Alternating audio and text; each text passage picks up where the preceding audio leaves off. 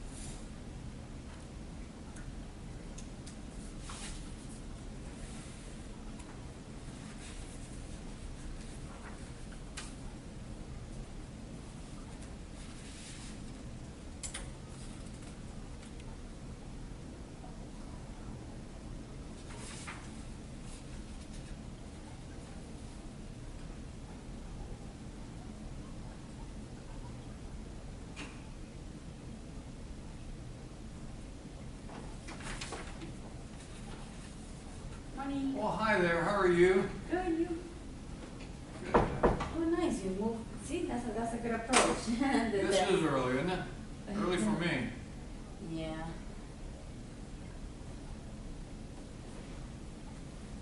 It's a little cold today. Cold in here? Yeah. Yeah, probably because it's not hot outside. Yeah. Not yet, I guess. By noon it will.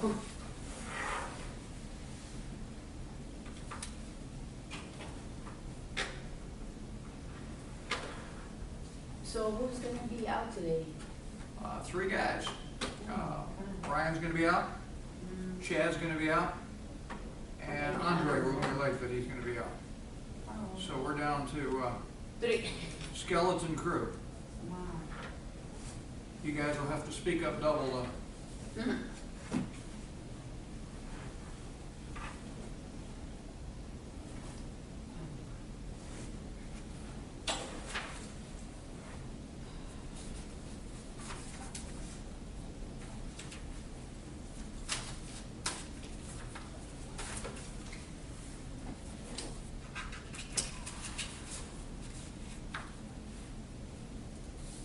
Remember, we have to remember to record. Yeah, it's on. She came in and set it up already. So So it's recording good now? yeah, I'm gonna avoid turning it off, and that way it doesn't get. Yeah. I'm always thinking turn it off, and I'll remember to turn it on, and then I don't. So I'll let them edit a little bit. But we missed. Yeah. I think we missed the first half last week. I didn't know. Did Fred post that on the website or something? Or I don't really go to You- watch because I take notes. okay, you don't look at those. I sure. If I want to go over information Okay. or if I miss class. Okay. Or Yeah. whatever. All right. Cool. Do they do that in all your classes? Yes. They do. Okay. Yeah, it's very helpful when the material is difficult or. Or if you got to miss a day, sure. Or That's a you great way to miss catch it, up. right. Yeah, that's cool.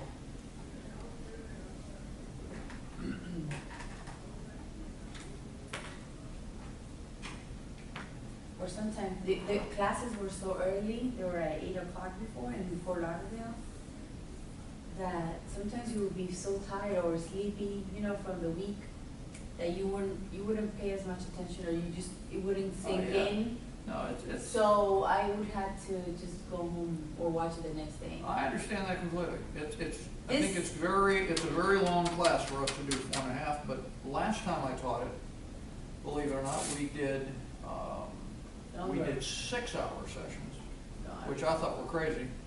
And frankly, for the following term coming up, as they're moving into this quarters rather than Yeah. semesters or whatever it is we're switching to, from and to, they're contemplating doing this course as 4 7.5-hour sessions, which to me, I'd love your thoughts on that. I can't pay attention to anybody for 7.5 hours.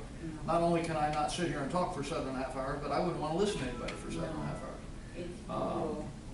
Some people had, they were taking, I didn't take it, it was accounting, Mm-hmm. and it was all day from.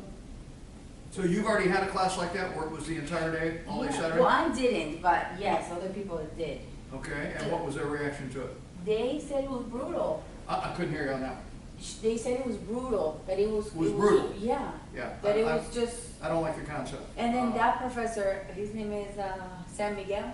Okay, I guess he's very intense with homework and with the assignments and, he gave them a lot of work to do. I got I forget, I think it was just assignments, I forget what they were called. yeah, well, I'm glad to hear that the reaction overall You was don't have negative to full-time that whole day jobs, thing. yeah. Yeah, I mean, even if you're gonna be here all day, I think you need to be taking 2 different classes so you got a little bit of a brain A break, right. shift and get a fresh outlook again. To be in that same stuff for 6, 7 hours is, to me, I couldn't do it. I mean, I couldn't do it as a student, and I couldn't do worth a damn as an instructor that way either. It was very difficult doing 6 hours. The first, this is my 3rd semester, right? So the first one, it was a morning class and then an afternoon class, Yeah. 2 different classes. Yeah. It was fine. That was the best for you? Yeah. Great, I think that's the But best the for, 8 in my o'clock opinion, that's in the the best for morning, everybody. 8 o'clock in the morning was too early for me. Okay. That was, In order to do 2 classes though, do you have to start at 8? And then I break at think- lunch and then do another?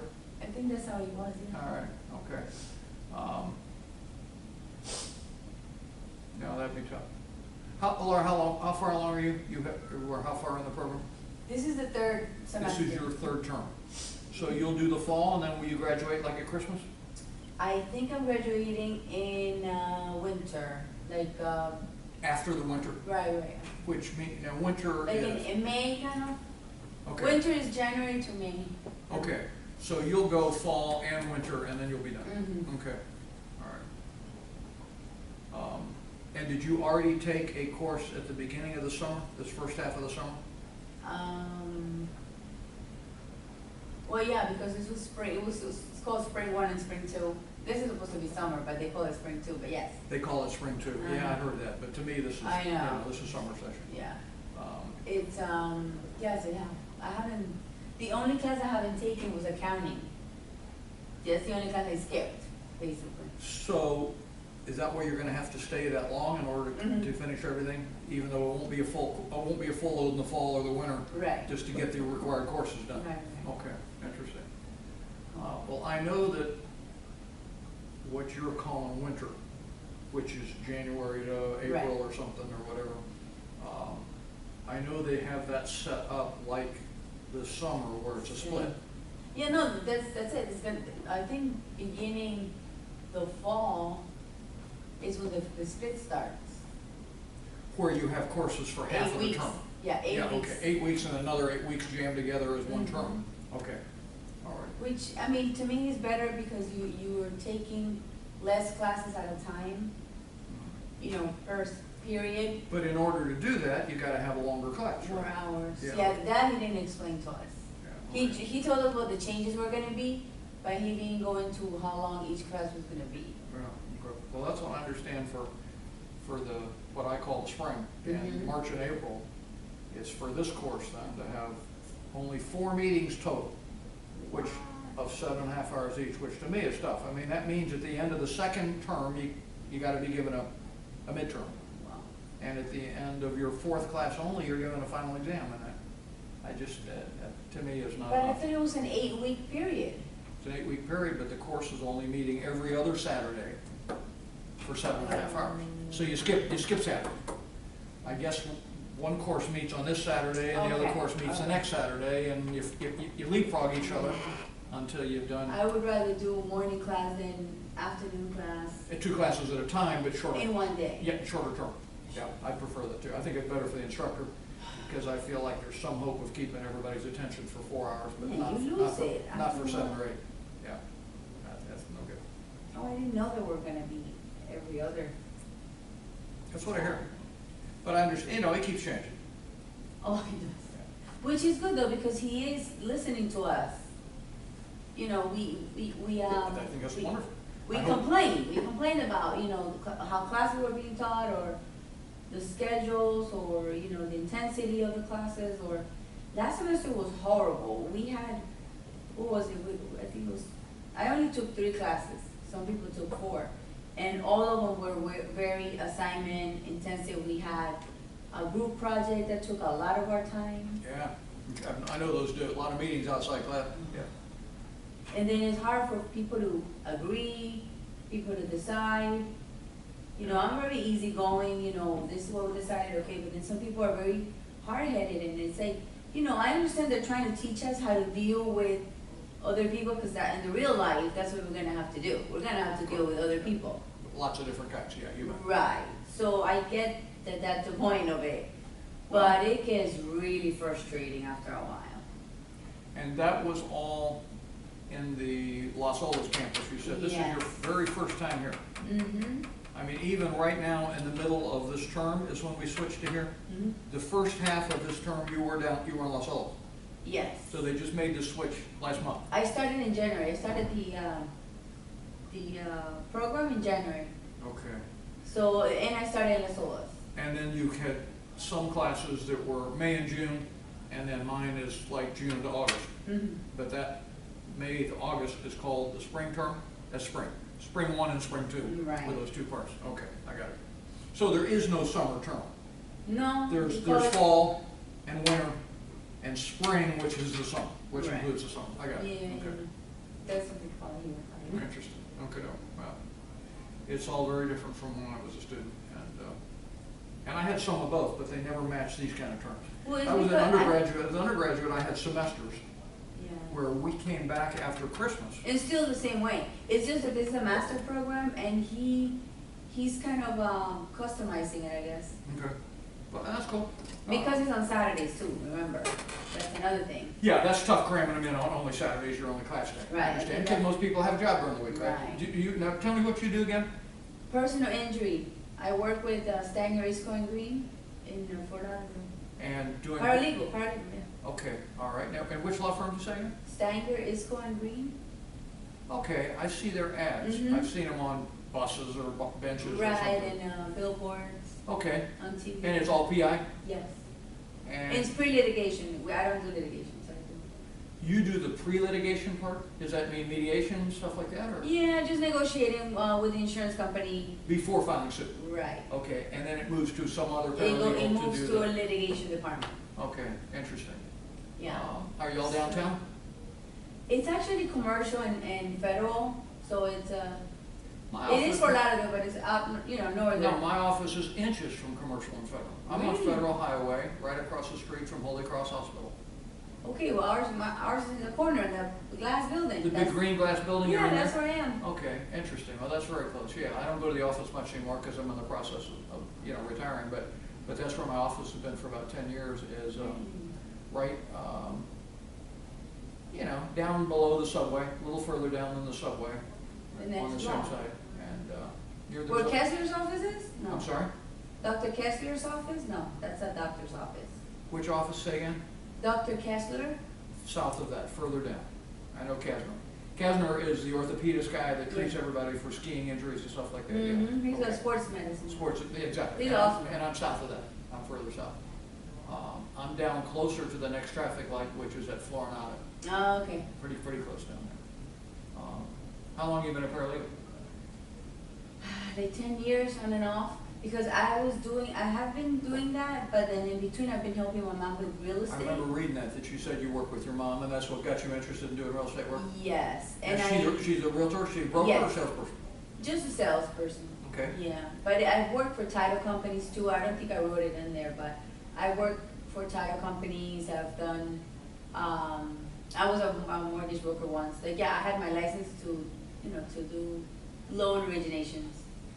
But then the market crashed, so I had to Yeah. go back to being a paralegal. And doing the PI work back Yeah, then? then at least I had that. Yeah, no, the title experience, we're gonna soon get into the kind of stuff where you would have done in the title company. Right. Closings and closing statements and deeds and, In the home. title exam and recording and title insurance and stuff like that. We'll be doing some of that next time, deeds for sure. And,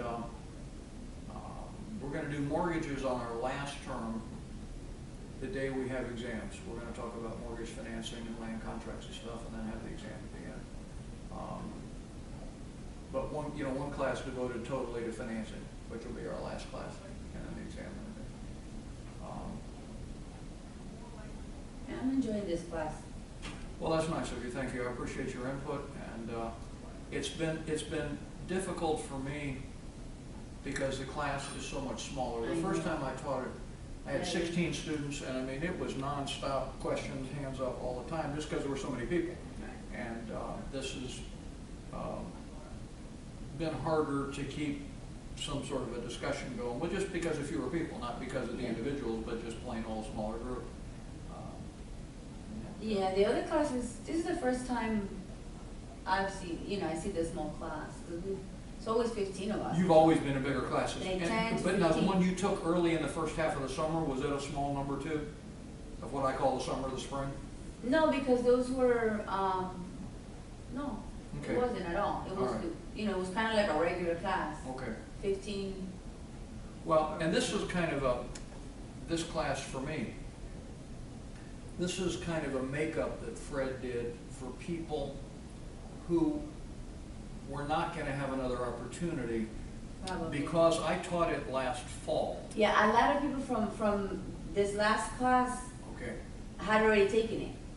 I mean, I got this book from someone who. Okay, good. Who Who took took it, who it. took it last fall. Yeah. Well, and because of the new deal, where Right. it's not gonna be taught again until the following spring, it was gonna be more than a year apart. Right. So that's when Fred decided we better do this in the middle for people who would need It it, could be that's why so it's that it small. wouldn't be a year and a half to get it again, you know?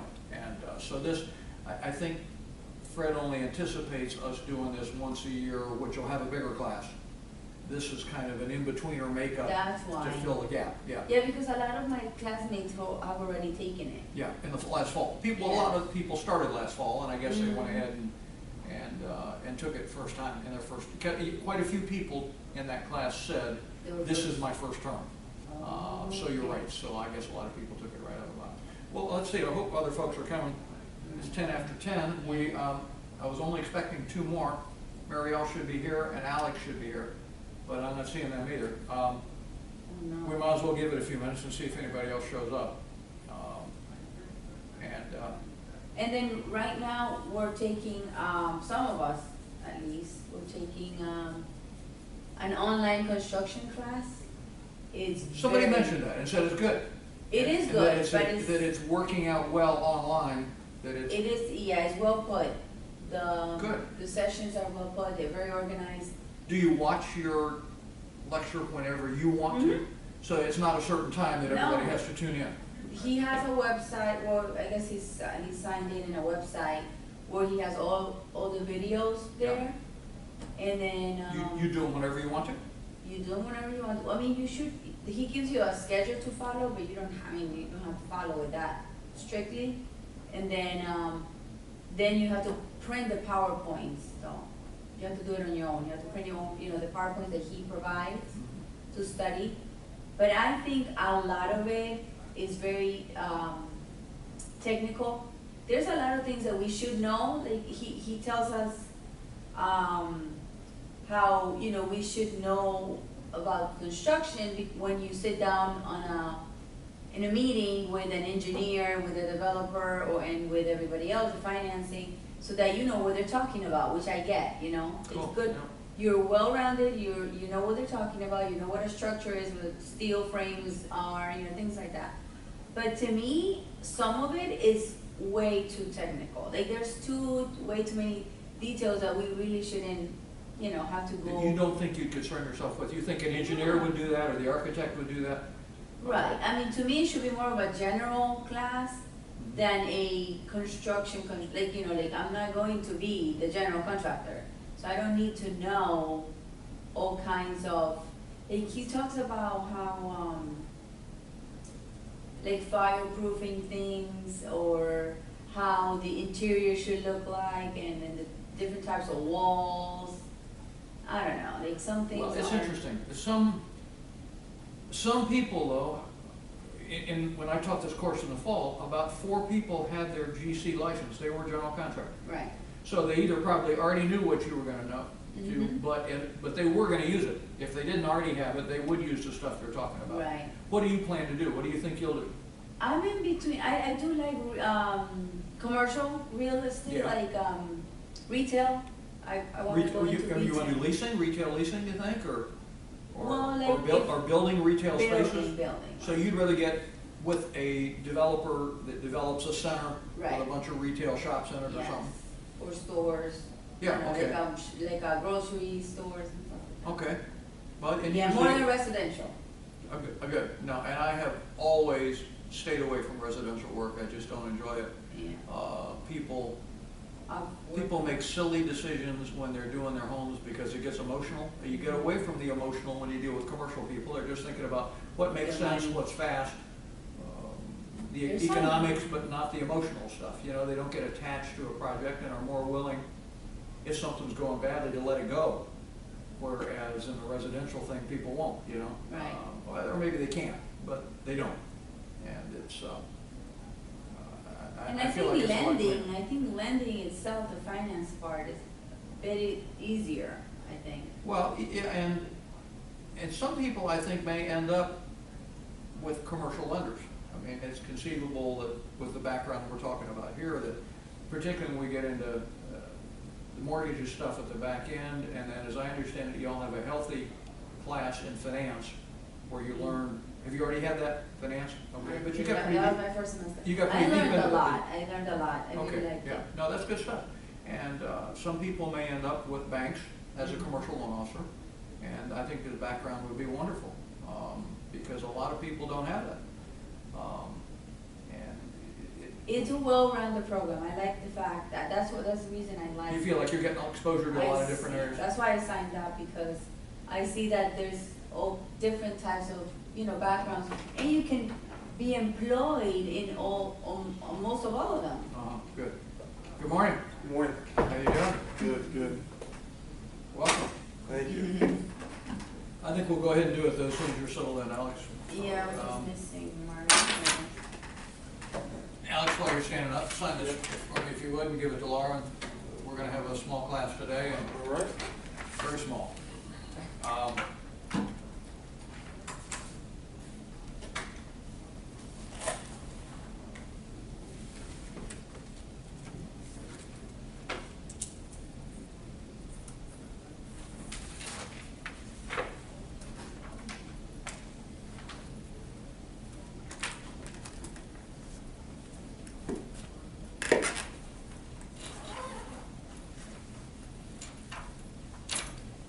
I'll leave it here until she comes.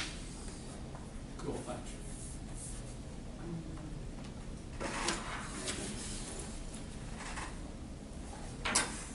Alex, did you take their exam? I did, Was it difficult?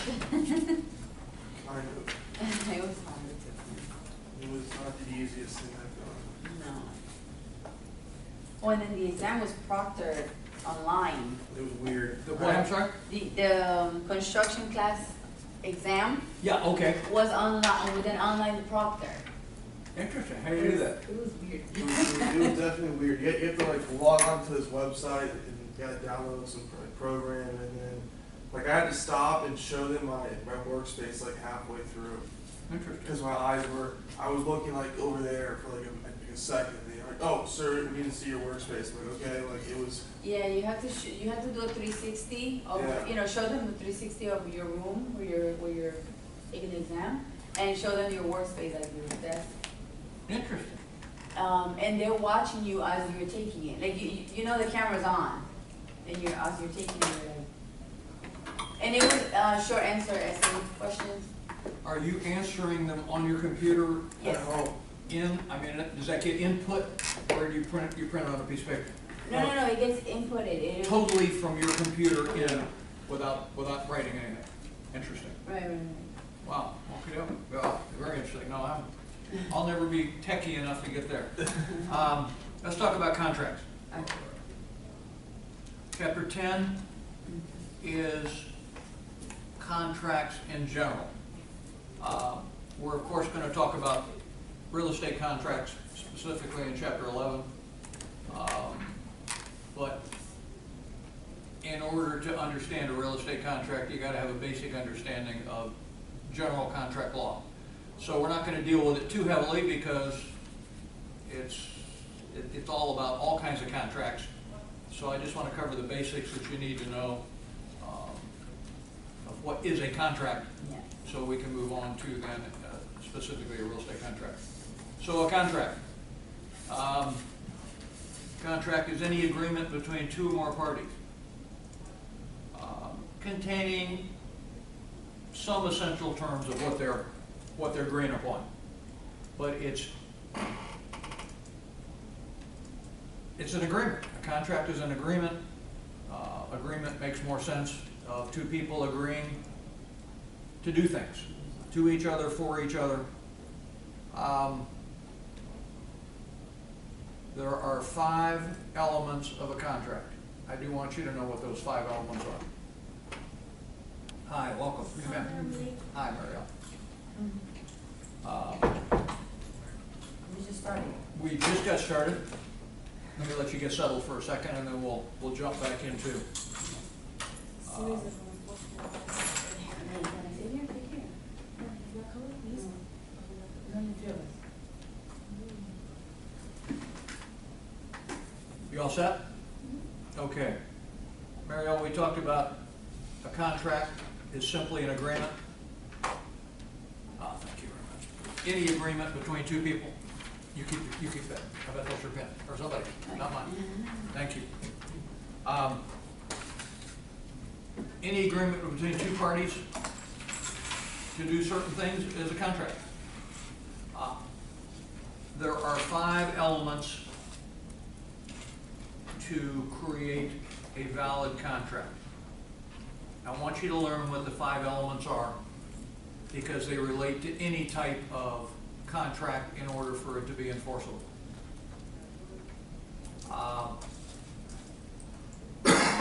They are simply, and they make sense, and we'll go back and talk about each one individually, but they are offer and acceptance and consideration and capacity and legality. And they all mean exactly what they say. They're understandable words that you know already. And the first one is offer.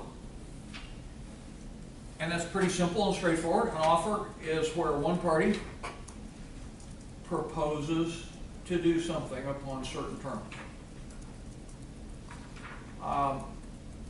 The materials define it as a proposal intended to create an acceptance. That's a little bit deep. An offer is, we all know what an offer is. It's one party offering to do something, or buy something, or pay something. There are 2 parties. You don't need to learn these terms. You'll never hear them again. Offeror and offeree, those are pretty obvious. Offeror makes an offer to an offeree.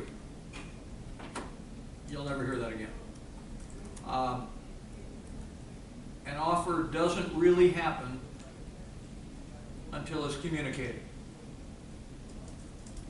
So, in order to be a valid offer, it has to be communicated to somebody, the offeree, in some fashion, by mail, in writing, by email, verbally.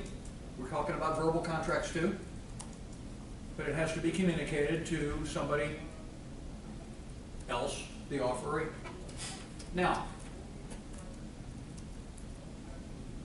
before we move on to acceptance, the materials talk at great length about how can you terminate an offer once you've made it. I think way too much time is spent on that, but there is one important point, and this does come up to know. An offer can be revoked at any time until it's accepted. If you make an offer to do something or to buy something, it can be revoked or withdrawn or canceled or terminated. You can kill it any time prior to it being accepted. And that comes up. People change their mind. And they're worried about, can I, gee, I've already offered to do this, can I cancel that offer? Yes, you can, anytime until it's been accepted. Now, there are a couple of things that could happen once you've made an offer that terminate the offer, besides you withdrawing. The other side might reject it. And once it's rejected, it's gone. It's no longer an offer. That kills the offer. One other thing that can happen, that often happens, most particularly in real estate, is the offeree, the other side, may make a counteroffer. Now, what you need to know is that a counteroffer terminates the first offer. It's gone. It's like a rejection. It says no. But it's a new offer. So a counteroffer is another kind of offer that terminates the first offer, but starts over again as an offer. Okay. The materials talk about a lot of other things that could happen to terminate an offer. They're not important. They don't happen often. Lapse of time, destruction of the subject matter, death of one of the parties, insanity of one of the parties, they don't happen. Things happen quicker than that. You almost get the impression from reading the materials that an offer is going to sit out there for 6 or 8 months. It's not going to. Realistically, that doesn't happen. Somebody either rejects it or makes a counteroffer. But it's not going to remain open forever. Okay. The second critical element of a contract is acceptance. In order to have an offer become a contract, it needs to be accepted. Now, that acceptance is an agreement to the terms of the offer. You understand this word? I accept, I agree. Yeah. That's, of course, the offeree saying, accepting, agreeing to the terms of the offer. And then basically, if we meet the other test, at that point you have a contract. You have an agreement. And an agreement is a contract that we talked about. A contract is an agreement. So at that point of an offer and acceptance, you have an agreement, as long as we meet the couple more tests we're going to come to make sure that it was, in fact, valid. And realize, as we talked about, how the parties can get shifted. First person makes an offer, other person makes a counteroffer. It's that first person, again, who accepts the counteroffer. Then you got an agreement. Kind of once you've got an agreement, and it doesn't really matter who was the offeror and who was the offeree anymore. We both agreed, I'm going to do this, yeah, okay, and I'm going to do this, and we agree. But second important concept then of having a contract is acceptance. Once you've got those two, you're going to have an agreement. Now, the classic legal test from day one, the courts have always said, in order to have a contract, an agreement, you have to have a meeting of the minds. Meaning, both parties need to have understood who's going to do what and when. And a meeting of the minds, I think, is a great term because it expresses that we both had a full understanding of what was going to happen here. The material's trying to change that around into a mutual manifestation of intent to be bound or something. Meeting of the minds is good because what we're talking about is, do we both have an understanding of what's going to happen here? And that's important. You have to have that because if there are misunderstandings, if there are mistakes, then we didn't really have a meeting of the minds, and therefore we don't really have an agreement or a contract. The materials talk a little bit about how you accept. One way that you know is proper acceptance for sure is by accepting an offer in the same manner in which it was communicated. In other words, if the offer was mailed, you are for sure able to accept it by mail. If it was an email offer, email acceptance is adequate. If it's an oral offer, oral acceptance is adequate. You know for sure that you have properly accepted an offer if you communicate your acceptance in the same manner in which the offer was made. Sometimes an offer specifies the way in which it can be accepted. And if it does, I'd say acceptance only by telegram, by 5 o'clock tomorrow. Well, then you have to follow those terms. But if there is no statement of the manner of how do you accept, if you accept the same way the offer was transmitted, then you know you validly accept it. Okay. Now,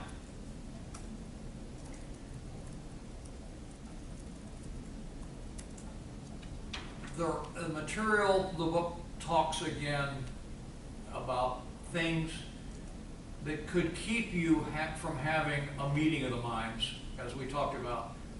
You're not responsible for learning these things, but I want to talk through each of them for just 2 seconds so you have an understanding of what they are.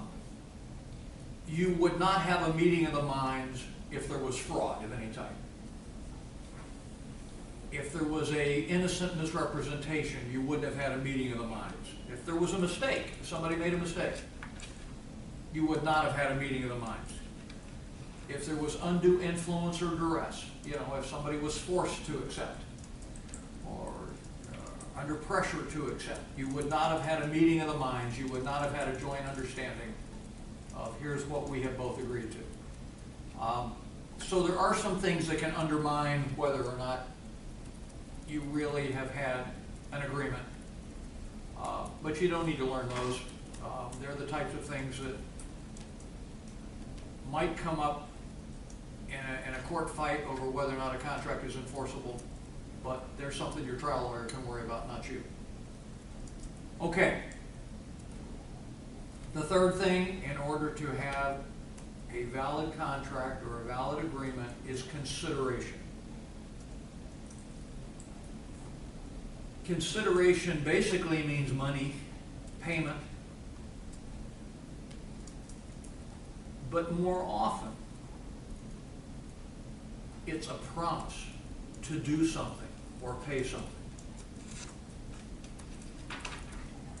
Normally you don't have a payment immediately upon the acceptance. You have a promise.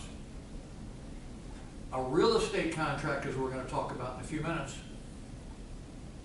is a promise for a promise.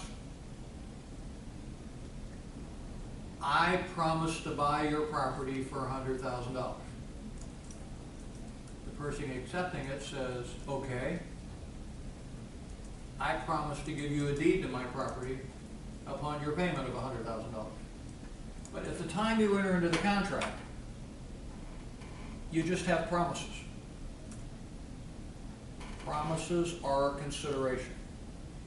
Money is consideration. You always hear about, you know, somebody saying, hey, I want you to show me that you really mean it, give me $100 deposit. Show your good faith. Well, that's consideration too. The point is you don't have to have that.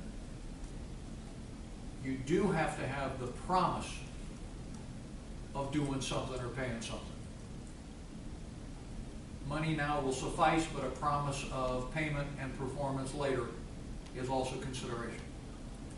So that's the third thing you got to have. The fourth and fifth things are really just tests that you have to meet to see if your offer and acceptance, your agreement, with the consideration, to see whether all this stuff is valid. The fourth thing is capacity, and that's simply, did the parties have the legal capacity to enter into an agreement? That means, were they sane? Were they minors? Were they under the influence of drugs? Did they have the legal capacity to have a meeting of the minds? And the courts, of course, say that a minor does not have legal capacity to contract. And a minor in most states means 18. At age 18, you can contract.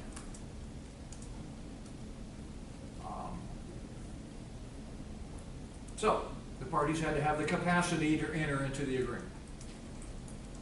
And lastly, and this is pretty rare that you're going to trip over this one, but was the agreement for a lawful purpose? Was it a legal agreement? Was it an agreement for smuggling drugs? Well, the courts are not going to enforce that. An agreement to commit a crime or a murder? Well, the courts are not going to enforce that kind of agreement. Even if you have offer and acceptance and consideration and valid capacity, unless your agreement was for a lawful purpose, the courts are not going to enforce it. And as we're going to talk about in a minute, unless the courts are going to enforce your agreement, what's the purpose of having one? It's kind of wasting your time to enter into an agreement if it's not going to be something that you can force the other side to comply, and whether the courts will, in fact, require performance. Okay, now, before we get to that, enforcing performance and stuff like that, let's talk about a couple other considerations. Contracts are lengthy and confusing and often have contradictory stuff inside them. You sometimes have a 100-page contract, and somewhere in that 100-page contract, it's going to say da-da-da over here, and it's going to say something near the end that may conflict with it a little bit. When there are conflicts in a contract, when there are conflicting provisions, courts have come up with certain rules to help you know what controls these conflicts. This is like precedent that we talked about before, that courts have said in the past, these are the rules that we're going to use to interpret a confusing or conflicting contract. And by giving us these rules, we then know, going forward, how to interpret conflicting provisions in a contract before going to court. The first of these rules, and these are good rules, is that specific provisions will control over general provisions. You have a general provision in a contract that says everything needs to be done in a timely manner. But over here near the end, you say construction must be completed by June 5th. Well, the specific clause is the one that's going to control. Not the general clause of it must be a reasonable period of time. That may not be a reasonable period of time. It's a specific, though, and the courts are going to enforce the specific provision over the general. You don't get to come back and say, well, it says over here I only had to build it in a reasonable time. No, you agreed here June 5th. Specific time for performance. The courts are going to pay more attention to the specific clause than the general one. Secondly, if there are handwritten provisions in a contract, those are going to control over the type provision. The courts are going to assume the following: that we started with this nice typed pretty contract, and we got down to the end of it where we're negotiating a couple of last minute things or final details, and we decided to handwrite a change over here, and we both initialed. That handwritten change is going to control over something typed to the contrary. Now, you may go cross out what was typed to the contrary, but in case you forget to cross out the conflicting provision, the handwritten provision is going to control over the typed provision. Okay, and typed provisions are going to control over pre-printed provisions. If you have one of these pre-printed form contracts like we've been looking at, like that pre-printed lease, and over in a space at the end you type in another paragraph that says, oh, by the way, the rent's going to be this for the first month. That typewritten provision into a pre-printed provision is going to control it. Because the courts believe that you took the trouble to type that up, you must have meant that rather than what was already printed in the form. And lastly, an addendum is going to control over anything in the body of the contract. An addendum is an additional piece of paper that you add that says, and here's a few more clauses. We're going to talk about a sample of one of those when we get into sales contracts in a minute. And the addendum is a short amendment to the contract that both parties sign, and it often will conflict with something in the contract, and that's why you did the addendum. And normally an addendum is going to have a clause in it anyway that says, in the event of any conflict between the terms of this addendum and the terms of the main body contract, this addendum is going to control. But even if you don't have that clause that says the addendum is going to control, the court's gonna determine, that the court's gonna rule that it would control, and therefore, knowing how the court is gonna rule on each of these things helps you decide which is more important here, and which is gonna count, and which is enforceable. So hopefully the parties knowing these rules will conduct themselves in accordance with these, knowing this is what's gonna happen if we get into court over the conflict and the terms of our contract. All right, that's the concept of how is the court going to interpret conflicts in a contract.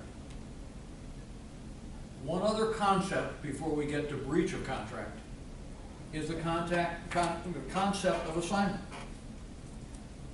Remember we talked about a lease was a contract, and we talked about how you assigned a lease, and how the lessee could assign a lease. You could sell a lease too, but how we could assign a lease. We can also assign a contract. When the parties have entered into a contract, either one of them then may assign their rights and obligations and duties under that contract to a third party,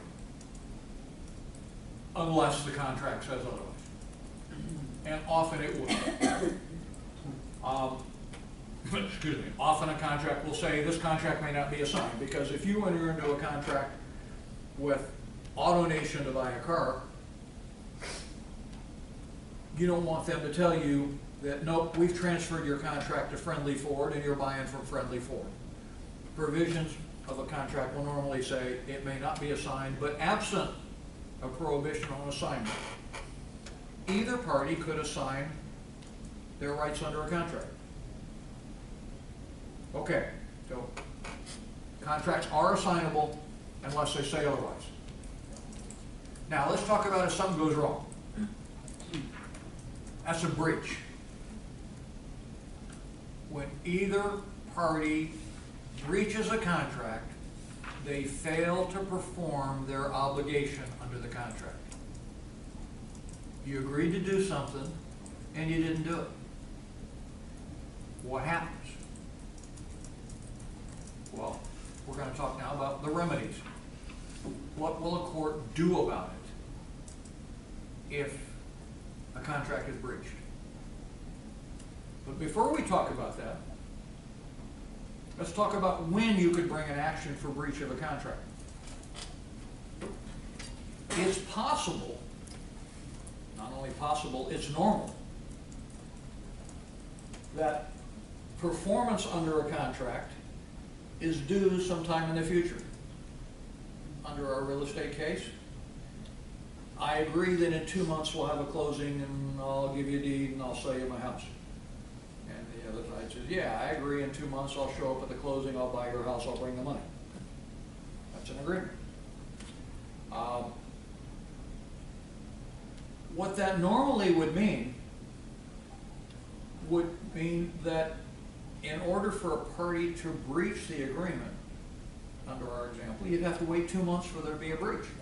You'd have to wait until we got to that day and see, did the guy show up with his deed? Did the other guy show up with his money? There are ways that a contract can be breached prior to the date for performance. That's called an anticipatory breach.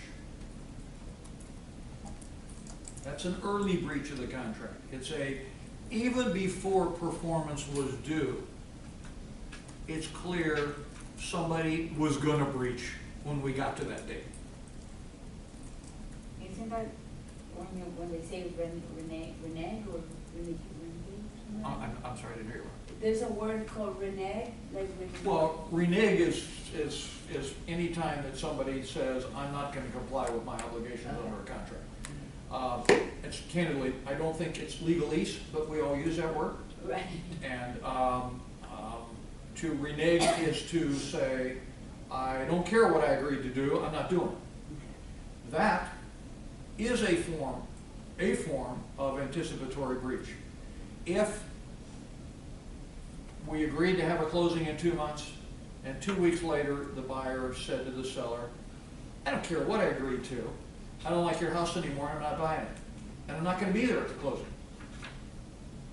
You don't have to wait the 8 weeks to sue the guy. Oh. An anticipatory breach is an early breach prior to the time performance was due. Other things could happen. After 2 weeks, the seller sold the house to somebody else. Well, you sure don't have to wait 8 weeks before you get to sue that seller to see if he's going to sell it to me, because he's already sold it to somebody else. An anticipatory breach is a breach prior to the date performance was due, where somebody by their conduct has repudiated the contract, has said, has verbally reneged, I'm not going to perform because I sold it to somebody else, because I don't want to buy it anymore. It's an early breach before performance was due. Okay, now, so either we have an anticipatory breach or a final breach on the day of a closing, as we talked about in our deal. What's going to happen? What are the things the court can do if you go to court to sue the other side for breaching the contract? The first, and by far the most important, and the one I want to spend the bulk of our time on this talking about, is called specific performance. This is by far your most important remedy. Specific performance, if you think about the terms, the words are exactly what it says. Your Honor, make him specifically perform what he agreed to do. Your Honor, make him give me a deed. Your Honor, make him pay the $100,000 that he said he would pay me. This is by far your most important remedy. These are called remedies, the 3 types of remedies. There are going to be 3 of them we're going to talk about. By far your most important remedy is specific performance, because this gives you the benefit of your bargain. This gives you what you contracted to get. Contracted to get a deed, contracted to get payment of the purchase price. Specific performance is your best, most important, preferred remedy, because it's going to give you what you bargained for rather than something else. Okay. Sometimes you can't get specific performance.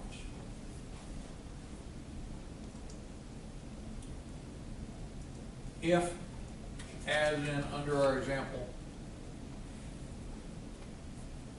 the seller already sold it to somebody else, well, the judge is not going to be able to make him sell it to you. He's already given a valid deed to somebody else.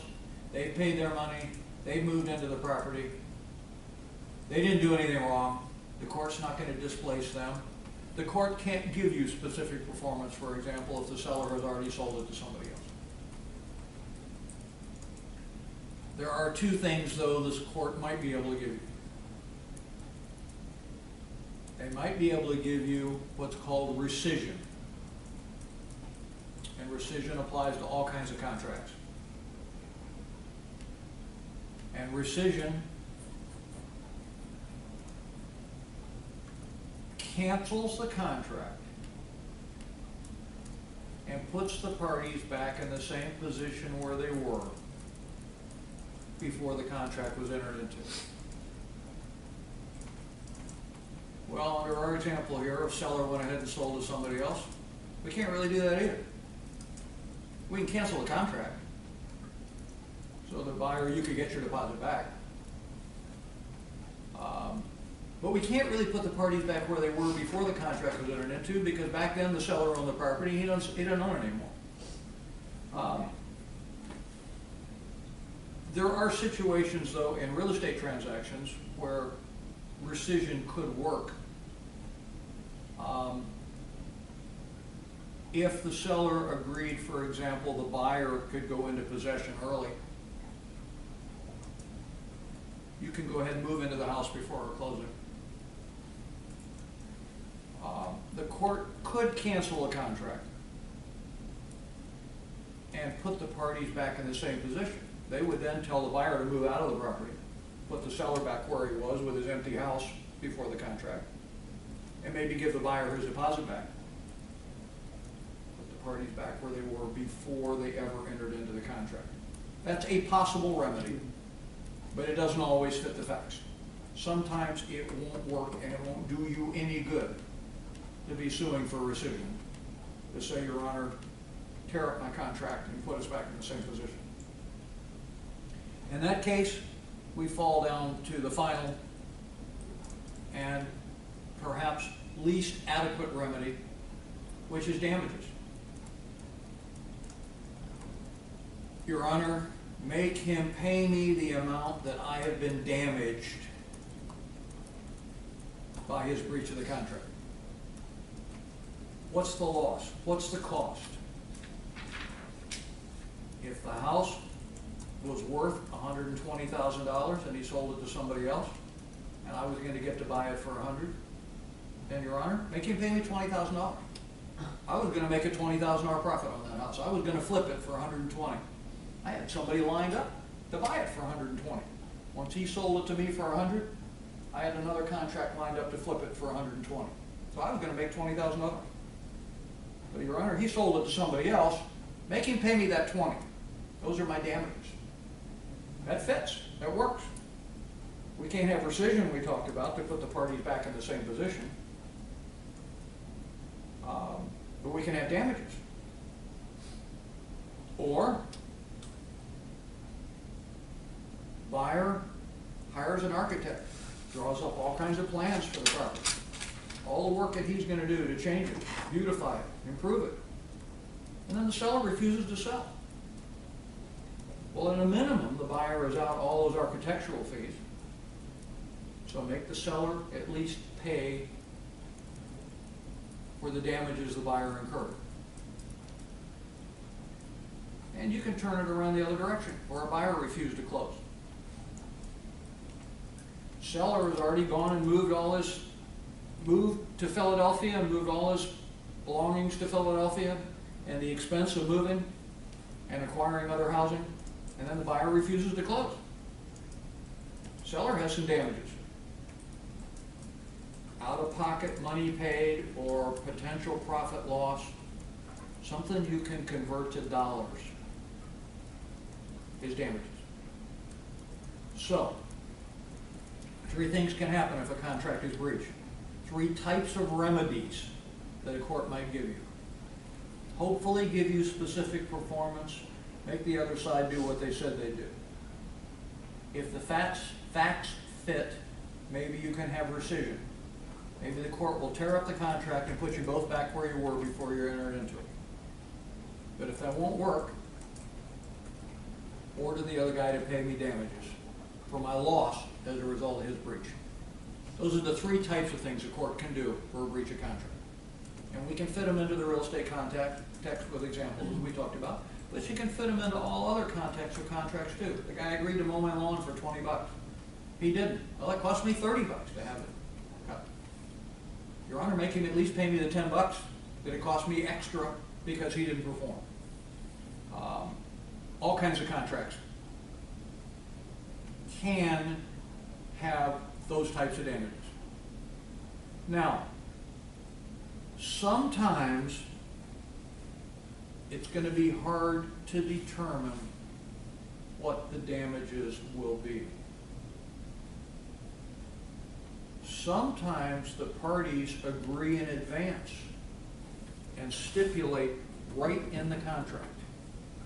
These are what the damages will be if either one of us defaults, if either one of us breaches. Not necessarily the same thing. The contract might say, if the seller breaches, here's the amount of damages the buyer will incur. And we agree now. If the buyer breaches, here's the amount of damages the seller will incur. Let's agree in advance what the damages are going to be. The parties can do that. Takes away the court's discretion of setting damages. That's called liquidated damages. Liquidated. That's where the parties have agreed in advance, and normally here's what they say. In the event of a breach or a default, it's going to be hard to figure out what the damages are. Let's agree right now in advance, this is what the damages will be. Maybe high, maybe low, hard to figure out. Let's all agree, let's both agree right now, this is the amount of damages. That's enforceable. That's liquidated damages, and that's the parties agreeing in advance. Now, the classic example of this in our real estate contract context, and we'll talk about this when we get into a real estate contract, is the buyer forfeiting his deposit. And that's often what the deposit is used to accomplish, is to be the amount of liquidated damages that the buyer and seller both agree in the contract will be the seller's damages in the event the buyer defaults. Buyer puts up a $10,000 deposit. Both parties say, if the buyer doesn't close 2 months out when we agree in advance that the seller will have suffered damages of about $10,000. So we agree the buyer's $10,000 deposit will be paid over to the seller as liquidated damages as an amount pre-calculated to compensate the seller for the damages caused by the buyer's failure to close. In the real estate context, it happens all the time, and that's how people calculate what the amount of a deposit should be, is what should the seller get in case the buyer refuses to close when the day gets here. Okay. The materials talked about one more concept that I want you to ignore, and it's called foreclosure of a contract. We just don't do that in Florida. We don't foreclose contracts. We foreclose mortgages, but that's a totally different concept. But the foreclosure of a contract against a piece of property is just not a remedy that's pursued in Florida. It's not available in Florida. So ignore that concept. The materials now want to talk about how a contract is discharged, how it's ended, how it's terminated, what releases the parties from their contractual obligations.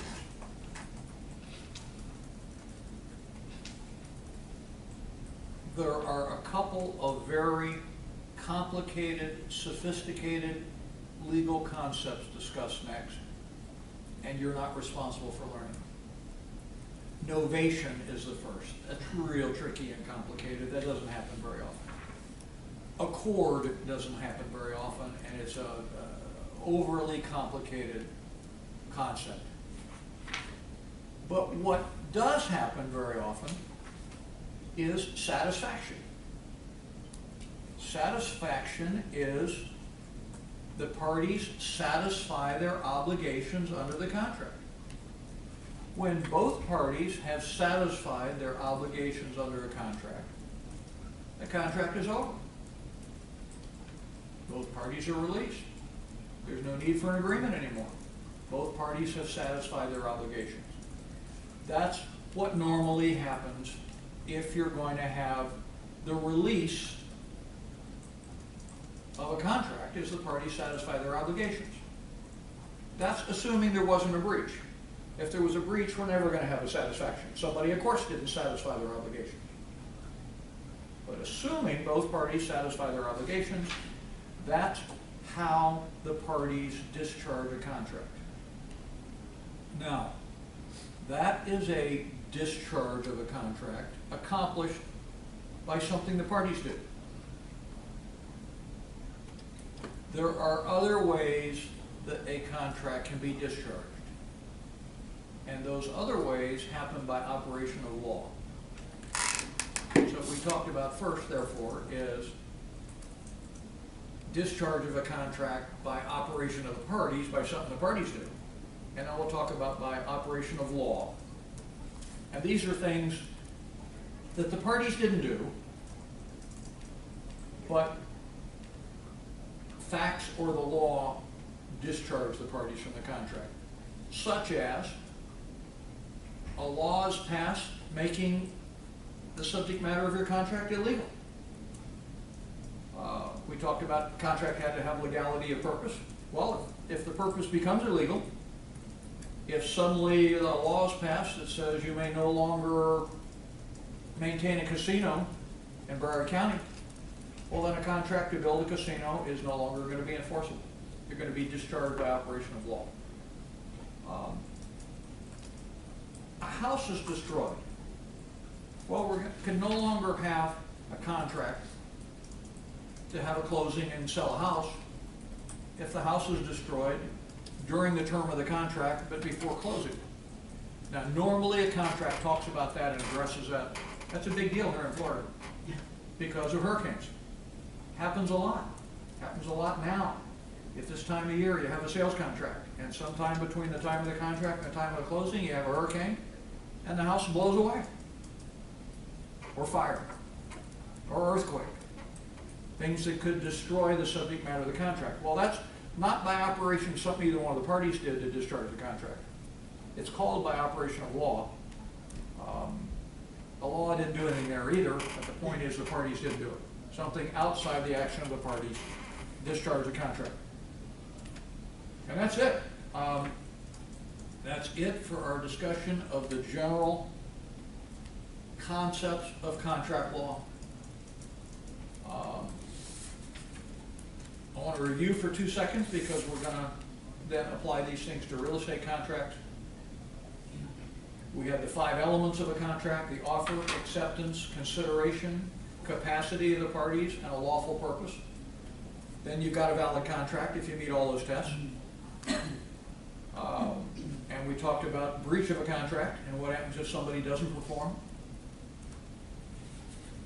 And then the end of a contract, how a contract comes to an end. Either the parties do perform and it's satisfied, or somehow before satisfaction, by operation of law, something changes and that cancels the contract and discharges the parties. Okay.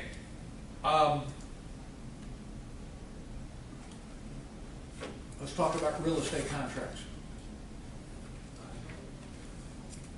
Obviously, contracts for the sale and purchase of real estate are contracts. Have to satisfy all the things that we talked about before. But we're talking about them specifically now as they involve the sale and purchase of real estate. You're going to find real estate contracts with all kinds of names on them. The name is irrelevant.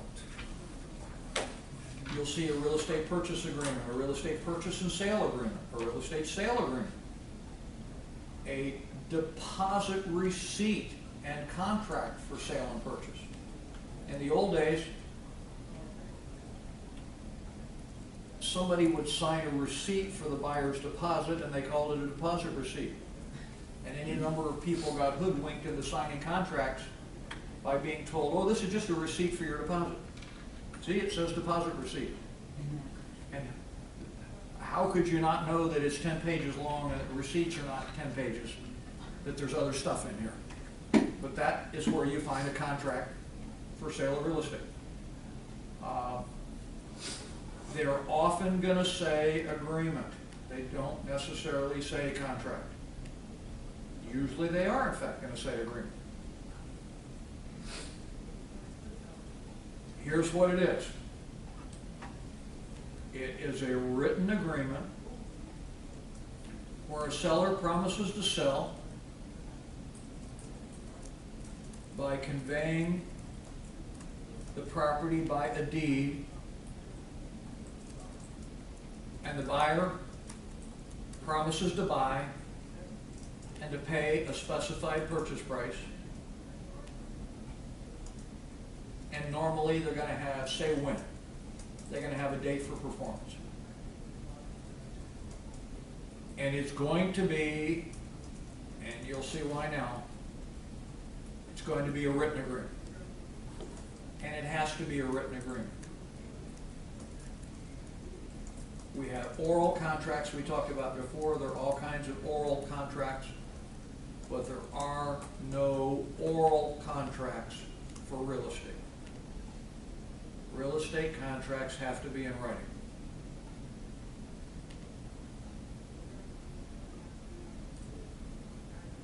Now, let's talk about how, for a second, before we talk about why they have to be in writing and what types of writings will suffice as a real estate contract. Let's talk about how this really happens. How do you get into a real estate contract? And this is not to write down, this is just to think through and picture what it is we're doing here. It begins 99 times out of 100 with an offer by the buyer. Could be an offer by the seller. I offer to sell for the following price. But most times it's an offer by the buyer.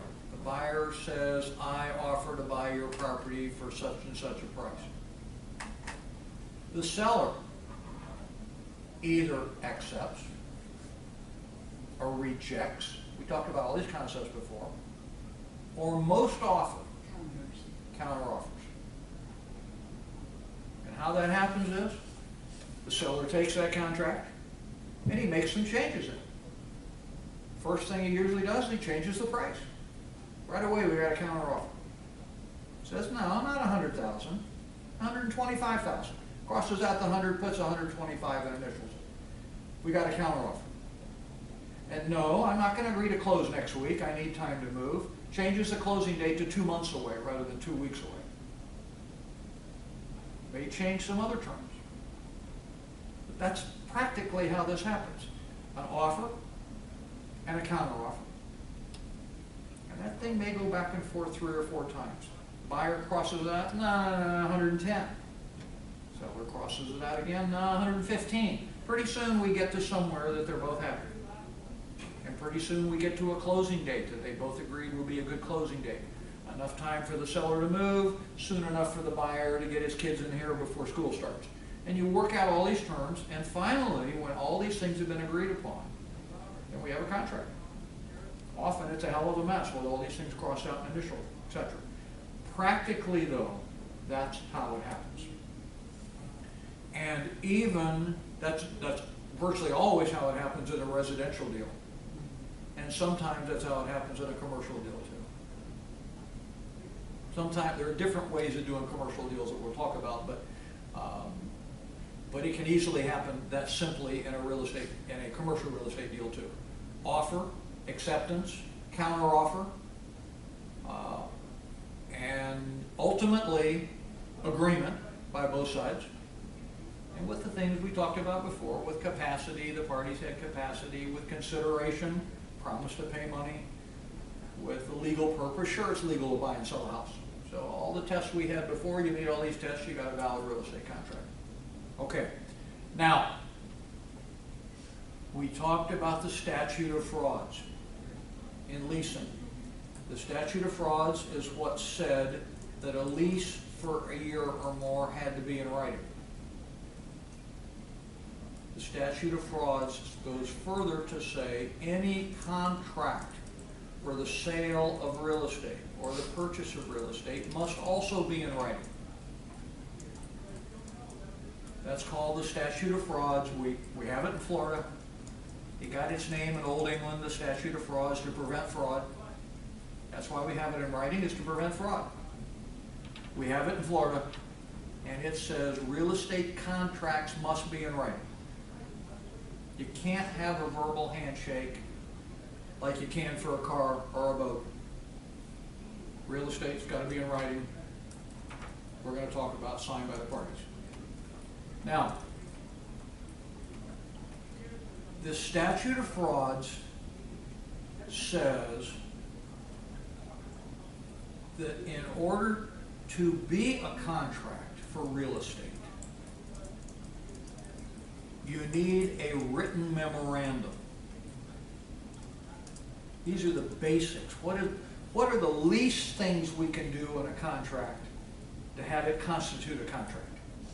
The basic parts to be a real estate contract. The statute of frauds says you need a written memorandum. You don't need a 20-page contract. You can do this on a cocktail napkin. And it has been done that way. Here are the 5 things that you need in your written memorandum to make it enforceable. You need the names of the parties.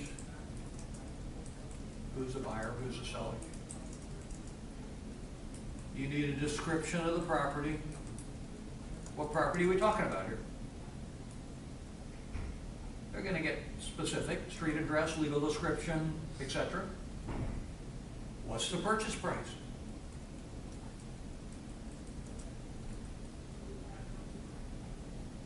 You may have other essential terms of the sale in there. You don't have to, though. Normally, one for sure will be, when are we going to close? Lastly, you need the signature of the party against whom enforcement is sought. What that means is, normally you want both parties to sign it. But in order for the seller to enforce it against the buyer has to assign it. In order for the buyer to enforce it against the seller has to assign it. So what we're saying here is, yeah, you want both parties. But if for some reason you don't, the seller who never signed it may still enforce it against the buyer if the buyer signed it. It's not a defense to say, well, you didn't sign it. If you're the one trying to enforce it, you didn't have to sign it. The guy you're trying to enforce it against, he had to sign it. If you have those 5 things, names of the parties, what property are we talking about here, what's the price, other essential terms, at a minimum, when are we going to have a closing, when will we close, and signature by the party against whom enforcement is sought, you have satisfied the statute of frauds, and therefore you have an enforceable contract in Florida. But wouldn't you want to enforce it on both parties, like on each other? What they're saying is, of course you should have both. Oh, okay. Oh, At a yeah, minimum. yeah. But I'm saying to you what the statute of frauds requires. Okay. The statute of frauds merely requires that the party who's being compelled to enforce it, he had to have signed and agreed to it. But of course you want them both signed. Okay. But you can satisfy the statute of frauds with one signature if he's the one who's being sued. That's all. Okay, now,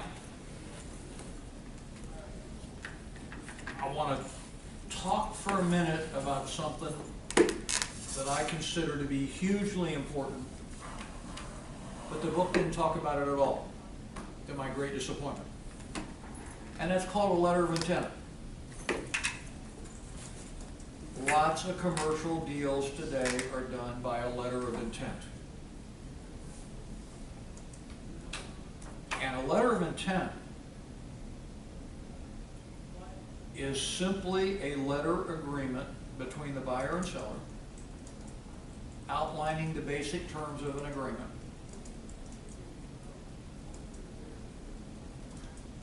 and signed by both of them. Here's the difference.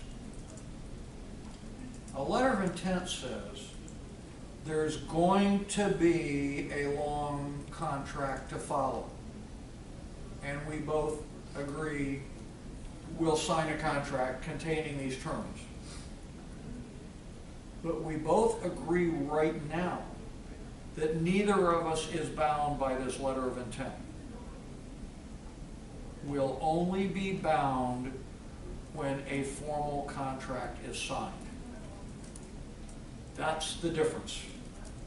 In a real estate contract, you intend to be bound now. You don't intend to close now, you intend to be bound now. I mean it, I will pay in 2 months the purchase price. And I mean it, I will give you a deed on that date. In a letter of intent, you don't yet intend to be bound. You say, there's going to be a long formal contract to follow, and it'll outline all of our terms, and we both agree that neither of us is bound until we both sign that contract later. Now, that letter of intent, but for that last clause I talked to you about, that says we both agree we're not bound yet, we're going to be bound later when we sign a contract. That letter of intent would satisfy our requirements of the statute of frauds we talked about, a written memorandum. It would have the names of the parties, a description of the property, and it would have a price, and it would have a closing date, and it would be signed by both the parties, and it would, by God, it would meet the tests under the statute of frauds as a written memorandum, and therefore could be a contract. But it's not, because the parties have said it's not. We both agree this is not a contract yet. We'll have a contract later. Now here's why people do that. Commercial real estate contracts can be huge. They can be 100 pages long. They can be 200 pages long. In order to test the water and find out, can we at least agree on the price? Let's have a little letter agreement to see if we can agree on some basic terms of what's the price and when are we going to close. And not, in order to get the answer to that question, have to do a 100-page sales contract to get there. You remember we talked about before, the buyer would prepare a whole contract and would sign it and submit it to the seller. Well, to find out that his price is triple what you're thinking and know, it's a shame to have done a whole sales contract to get the answer to that question, what's the price? So you do a letter of intent. Yes, ma'am. So would it be kind of like an outline of what's going to be? Exactly, exactly. Like a an skeleton? outline. Okay. It's normally 1 or 2 pages long. Okay. And it says things like, how long is the inspection period going to be? When are we going to close? What is the price going to be? Is there going to be financing? Da, da, da, da. The basics. It's the highlights of a contract. But it lets you test the water and find out, do we want to make a deal without having to do a whole, complete, extensive contract to get that question answered? It's a letter of intent. The name is perfect. Do we both intend to do a deal in 2 months for $100,000 with no financing, all cash? Let's find that out. And if we both sign the letter of intent, that normally would be a binding agreement under the statute of frauds because it had all those terms in there. But it's not, because it says this is only intended to reflect the intention of the parties. It is not yet a contract. It is not enforceable as a contract. A contract is going to be prepared, and they always say whose job it is to prepare the contract and how soon it is. We only intend to be bound when we have both executed a contract. And once they've signed a contract, the letter of intent is irrelevant. You might as well tear it up and throw it away. It's evidence of intention to move forward the contract upon certain agreed upon basic terms. But it's a hell of a lot easier way to get there than to go ahead and do a 100-page contract first just to find out, can we even agree on the price? That's why they're used. In commercial deals, you could just easily use one in a residential deal too, but the residential brokers don't want to do that. They have the form, they just fill in the blanks anyway. All that other crud is already there. So let's get the parties to sign something that can actually be a contract once both parties have signed it, rather than an agreement. Let's go do a contract later. Okay, now, materials talk about whether or not evidence, what types of evidence can be used to explain a vague contract and stuff like that. That's not important for now. You don't need to know that. Your trial lawyer will worry about what kind of evidence can be used in court to explain a contract that's confusing or conflicting. Materials talk about whether or not a broker has the authority to sign a contract. We're going to talk about that at great length in the next chapter. So we're not gonna dwell on that now. Simply, brokers don't have the authority to sign contracts normally, but we'll talk about that at great length. But that was in your text. It's worth knowing, but we're gonna cover it all later. Now, the Chapter 11 then goes on to outline all of the different things that might be in a real estate sales contract. Some that have to be, because we talked about a few of them required by the statute of frauds, who are the parties, what's the property, and some that might be. Here's what I'd like to do. Rather than reviewing each of those now, I'd like us to go now and look at our form sales contract and talk that through. And then we're going to go back and go through the terms as set forth in Chapter 11. But then I think you'll have some idea in your head of what we're talking about here. What do these things mean? What do they look like? So I'd like you to go to that form commercial contract that I sent you, and we'll probably discuss this for an hour up until lunch break. And then we'll come back and discuss what the text talked about what are the terms of the contract. But we'll have the flavor of what they are and what they look like. The contract I sent you is a commercial contract, and it's a good one. And I recommend it to you. It's prepared by the Florida Association of Realtors again, FAR, F-A-R, it's the FAR form contract. Again, this form was sent to me by my friends realtors of the town real estate. That's why their name's in the upper left. You know, everybody prints their logo on them. That's not a part of the contract. But this contract will work and is good and is fair for both parties. Sometimes deals are so complicated that they can't ever fit into a pre-printed form, and then you're going to have a separate tight 100-page agreement prepared by the parties' lawyers. But this can work and can cover all of the issues likely to come up in a commercial situation. The two of the three most important, and I'm going to dwell upon this 2 or 3 times with you. The 3 most important things in a contract, 2 of them are right here in paragraph number 1 on line 1. Who are the parties and what is the property? You got to get these right, or the court's never going to enforce your contract.